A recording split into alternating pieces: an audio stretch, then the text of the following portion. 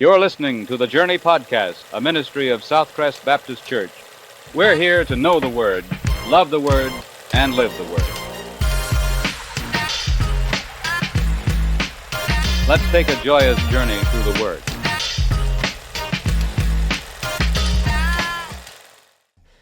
Welcome. How's that coffee taste? Cinnamon, raisin, honey. Cinnamon honey drizzle. Okay, yeah. I just put in a cured pod, from our office here. And I don't know if you're a Keurig person. I'm not. I don't really love Keurig coffee, because they all taste the same. And so, but it's caffeine. I feel like whenever I do these, I've got to have something. Like something to some type of beverage, something in my hand, like I don't know, just. Welcome to the Journey Podcast. Oh yeah, we need to welcome everyone. Welcome to the Journey Podcast. Welcome to Keurig Coffee. Yeah, I'm Tyler. This is David. This is David right here. I mean, we've got some stuff to talk about today, and I hope that this podcast is the way we're doing this right now has been beneficial. Yeah. I talked to a few students last night who listened to it and were just kind of like, man, I've always just kind of thought, Noah, his son just sees him naked is embarrassed, right? And so it does, the Bible kind of blows your mind sometimes. Yeah. And it gets pretty raw. And I love that what we're doing is we're just kind of taking these passages that maybe on the surface seem pretty straightforward, but also kind of confusing, and saying, hey, there may be something a little bit deeper going on here. We're learning to be okay with asking questions and not immediately having answers, right? Just digging and asking hard questions. Mm-hmm. I'm having a lot of fun. Now, you said it was kind of PG-13 last week. Yes. If you remember. Yeah. But Tyler suggested yesterday that today's going to be kind of an R-rated episode. So we're going to do our best to live up to that. Yeah. I think we will. Or at least the Bible will. And that's the thing is we're not going to be overly extra with the stuff that we describe and talk about from the passage today. But again, the Bible is raw. Yeah. It doesn't hold back. And so we're gonna get into it, and we're gonna see pretty quickly, maybe there's this is a little bit more graphic than I realized. We're gonna look at a story today from your reading plan. It's a story in the book of Exodus chapter 4.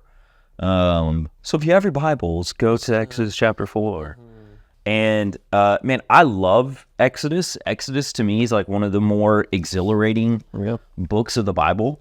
There's a lot of action, a lot of interesting just things that take place in Exodus. I don't know. What's your experience with the book of Exodus? Yeah, I think just generally Old Testament stories, I know we've talked about probably on this podcast before, that it's fun to dig into these Old Testament stories, because especially if you can allow yourself to continue reading, to trust the story, is what Marty Solomon says. To trust the story and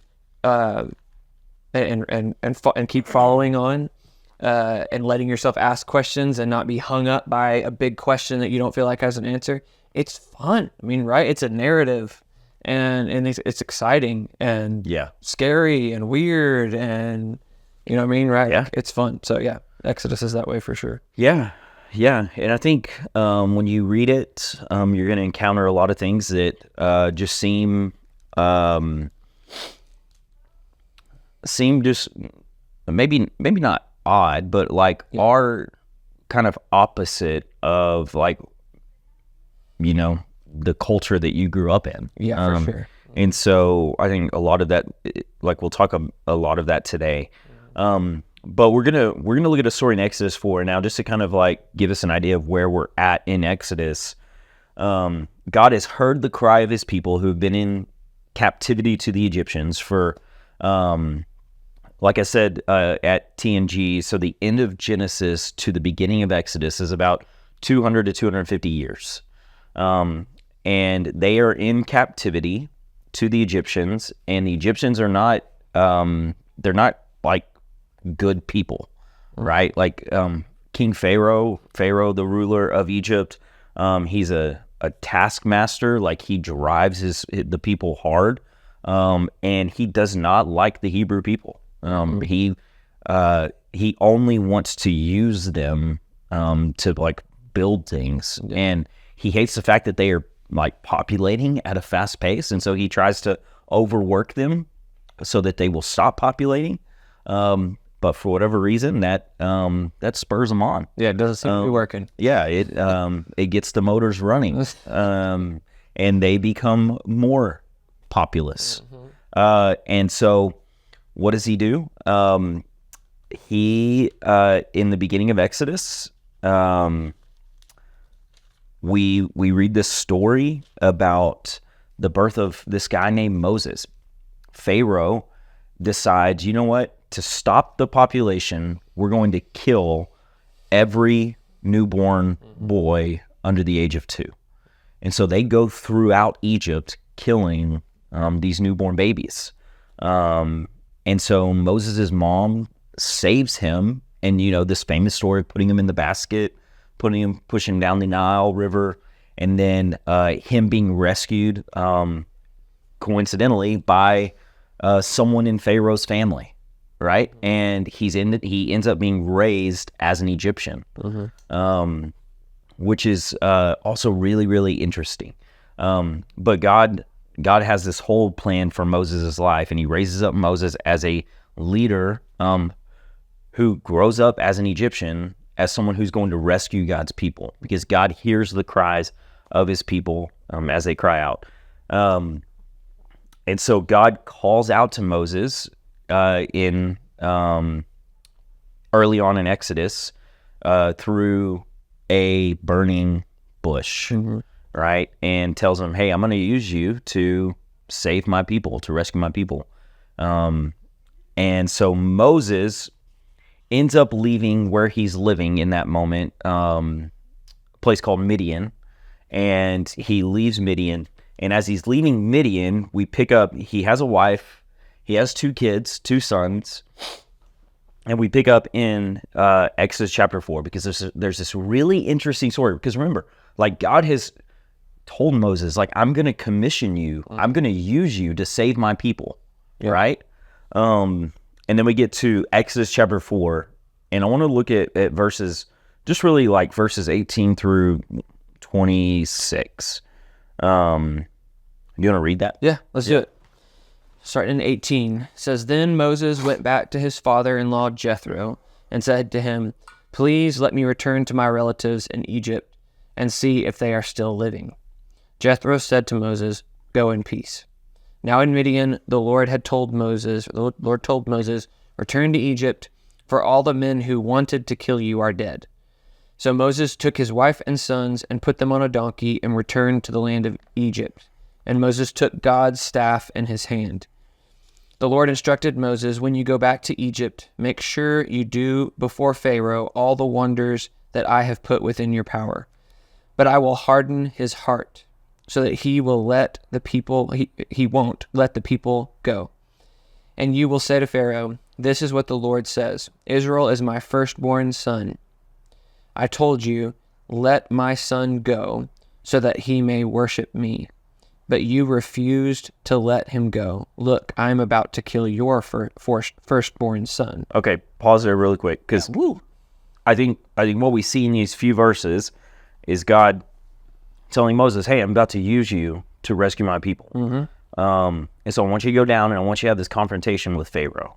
Okay? So God just kind of is laying out his plan for him. Like, I'm about to use you. All right? Okay, so let's pick up in 24. Yeah. So 24, on the trip at an overnight campsite, here we go. It happened that the Lord confronted him and intended to put him to death. So Zipporah took a flint, cut off her son's foreskin, threw it at Moses' feet, and said, You are a bridegroom of blood to me. So he let him alone, and at that time she said, "You are a bridegroom of blood," referring to the circumcision. Okay. Okay. What? Yeah. So really odd, right? I think like God is saying to Moses, hey, you're going to be a rescuer of my people. Like I'm going to use you to bring my people out of slavery. Yeah. And then immediately in verse 24, it says that on this journey that God has sent them on back to Egypt, something happens at this place where they are staying, and it says Yahweh encountered him, which is interesting. Like I don't know if you've done any studies on that. Like Yahweh encountered him. It's this idea that like essentially God paralyzed Moses, to essentially kill him. Yeah. Like, hey, I'm about to kill you. Like in this moment, for some reason. Like, which again is kind of wild because like God has just laid out this plan to Moses. Gonna rescue my people. Yeah, I'm gonna rescue. Yeah. And so something happened that like angered God, and made him angry. Because it said Yahweh encountered him and sought to put him to. By the way, I brought a different version because I want to point something out that the CSB doesn't point out. But it says Yahweh encountered him and sought to put him to death. Like he arrested him to where he was paralyzed so that he could put him to death. And then the very next verse says, Zipporah took flint and cut off her son's foreskin. So it had something to do with circumcision, right? Like she knew, and I think here's something interesting that we have to keep in mind. Zipporah was not a Hebrew. Yeah. She was a Midianite. She did not approach circumcision the same way that God's people did. But what we see here is that in this moment, she knows enough to do that. And so I think that they probably had conversations. And most scholars will tell you at this point, Moses' kids, his two sons, are pretty old. At this point, they're not little kids anymore. They're probably teenagers at this point. And so Moses had ample opportunity to circumcise them based off of the instructions that God had given him, him and the people to do. But I think that they had conversations about circumcision because Zipporah knew enough she did. in that moment to go, oh, I need to circumcise Gershon, right? Yeah, so it says she cut off her son's foreskin and touched his feet with it. What does your version say? It says she threw it at him or something like that. Hold on. It says she cut off her son's foreskin, threw it at Moses' feet. Yeah. Okay. Threw it at Moses' feet. So another interesting thing here in the Hebrew text, Moses isn't actually in the Hebrew text. In this passage, there's an assumption that's being made that that's what she's doing. She's throwing it at Moses' feet, right? But really, there's only two options. She's either doing this to Moses, or she's doing this to Gershom. Yeah. Her son. Yeah. Mm-hmm. And I don't know that there's necessarily great clarity on exactly who it is. And the reason I brought this is because this translation says, then Zipporah took flint and cut off her son's foreskin and touched his feet with it. So it doesn't put whose feet we don't actually know got touched, right? And she said, you indeed are a bridegroom of blood to me. Another thing that I want to point out here, touched his feet. I know what you're going to say. Yeah. Again, this is which foot? Yeah, this is where we're going to get a little R-rated, because this is a phrase in the Hebrew that means genitals. So it's almost like she circumcised her son, and then as a symbolic act, touched him with the foreskin. Yeah, touched him. Yeah. Moses or Gershom. Yeah. Yeah. It's another one of those idioms that we talked about last week, right? Isn't it? Like, that it's like, it could mean feet, but it also could not mean feet. Yeah. Yeah. And honestly, like, just because of the story, like, it probably makes more sense to not mean feet. Yeah.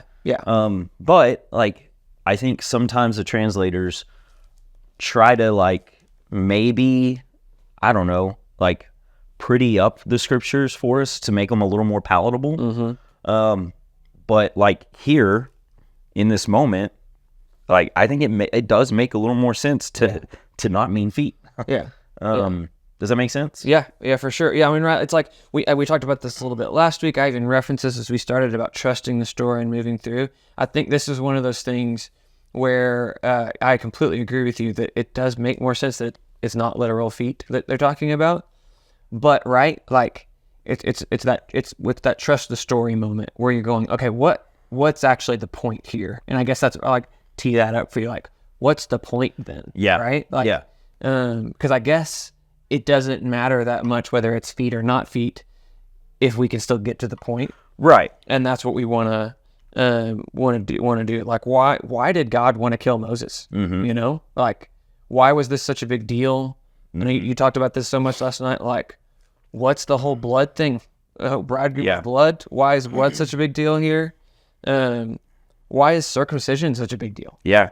And I think one of the things I want to make sure, like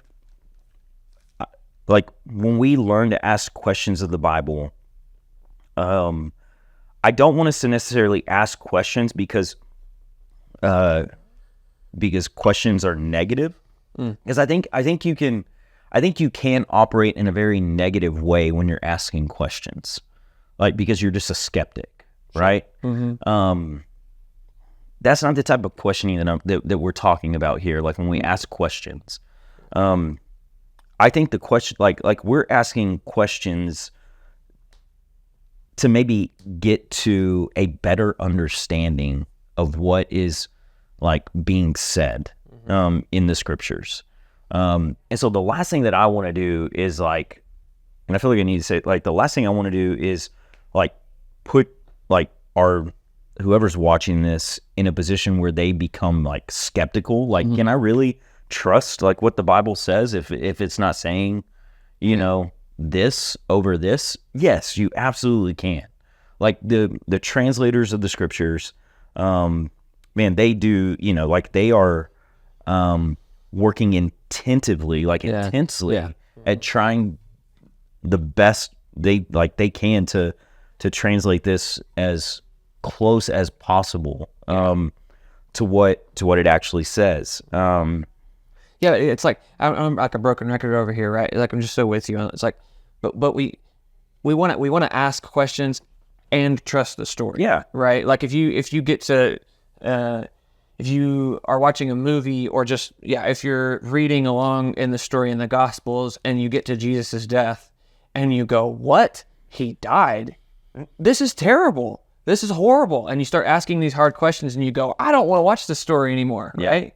It's like, well, we missed the fact that he rose from the grave 3 days later. And, you know what I mean? So it's like, and that's maybe a bad example, but you know what I'm saying? Like, we don't want to be the type of people that ask hard questions and then turn off the movie. Right. Right? It's like, let's ask the hard questions and keep reading. You know what I mean? Hold on to the questions, make a note. Let's hold on to the questions, but, like, let's also keep reading. Yeah. You know, we're like zooming in on this crazy, wacky story.